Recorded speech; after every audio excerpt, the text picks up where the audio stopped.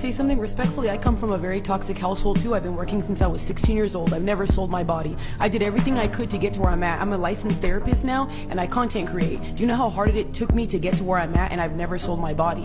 So when you're saying that, it's kind of like an excuse. I'm not trying to attack you whatsoever, because like I said, it's your life, whatever, but you're using the excuse of having a toxic family. I didn't have a mom. I didn't have a lot of things growing up. So you could work at a warehouse. You can do a lot of things. I make 6 figures now because of social media, but I had to get up there. I used to bartend just like her, and I didn't want to do that. I used to wash dishes. I used to work in a freaking warehouse loading trailers. You think a girl wants to do that? No. So when you guys are saying this stuff and then talking about God, it makes no sense. If you cared a lot about God, you'd follow the way he wants you to be, not however you think you should be. And like the excuses, to me, I'm not trying to be rude, but it just sounds crazy. Well, you know, like, I know it sounds crazy, like I do and I sin, but I still pray to God every day. So if I steal every single day and tell God, please, thank you, like, how does that work? If I go hurting people in this world and then say, oh, God forgives me, you're not learning your lesson. Okay. Women benefit from the entirety of infrastructure, but they don't build any of it. They just don't build any infrastructure. They don't know anything about it. But there's just a history of men having a past within those sectors and like excluding women from it. No, it's been available to them for many generations,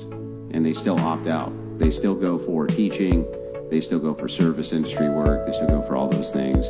They don't go for infrastructure work. You don't see them with their hard hats on digging trenches. You don't see any of that. The reason for this, there's 2 primary reasons. One's because men obviously are biologically much stronger than women, but there's also an issue that's never really brought up, which is heat regulation. So men's bodies able to control the temperature of the body much better than women are. This is a common kind of complaint inside of office buildings, that women say, well, if there's men inside the office building, they keep the building too cold. They keep it too cold. They just have an easier time regulating their body's temperature.